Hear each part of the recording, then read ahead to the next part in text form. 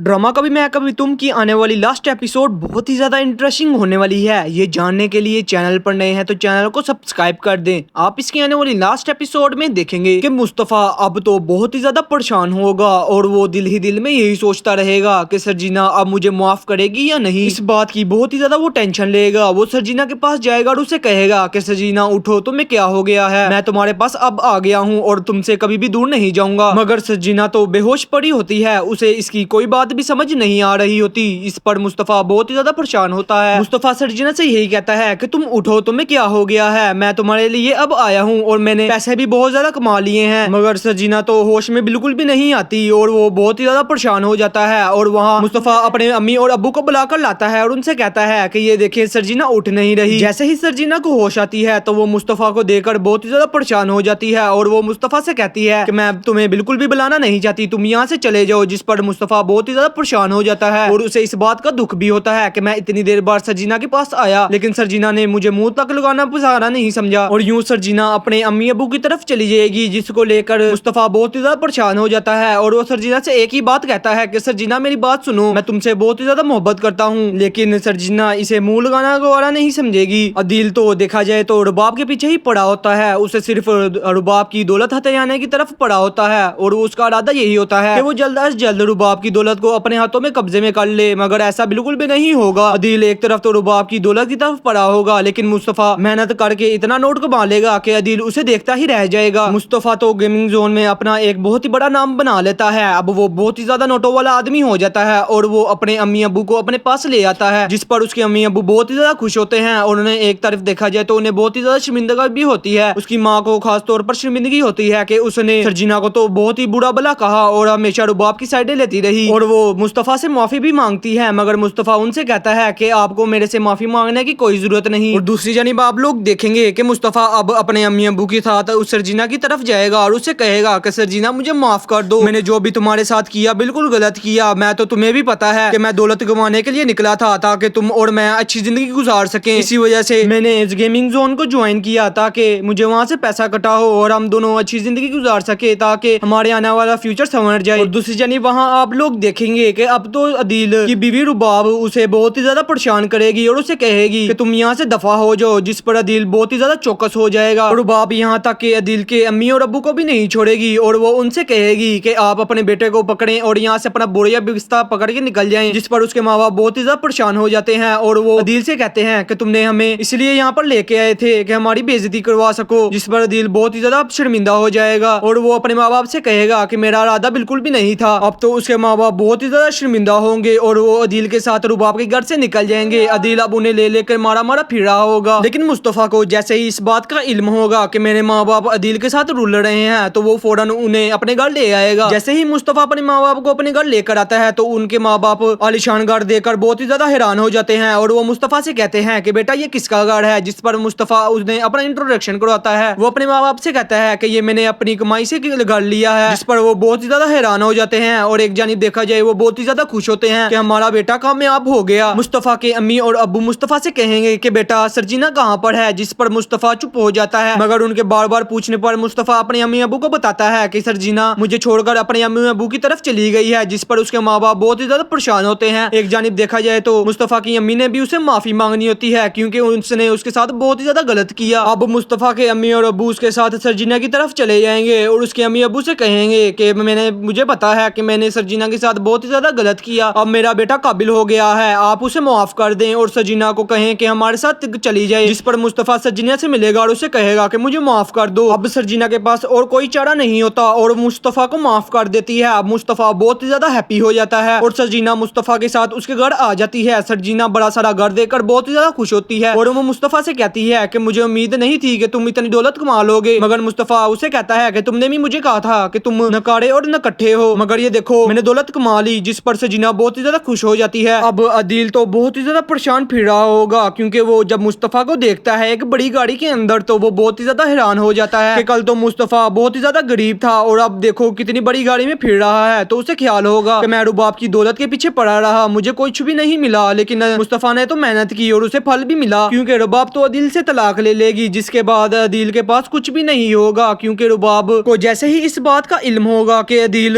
लड़की के साथ अफेयर में है तो वो फौरन अदील से कहेगी कि मैं तुम्हें तलाक लेना चाहती हूँ, जिस पर अदील बहुत ही ज्यादा परेशान हो जाता है और उसके दिल में यही ख्याल होता है कि अब मेरा क्या बनेगा। मजीद अपडेट्स के लिए चैनल को सब्सक्राइब करना ना भूलें। होंगे आज एक नए ड्रामा रिव्यू के साथ। अल्लाह हाफिज।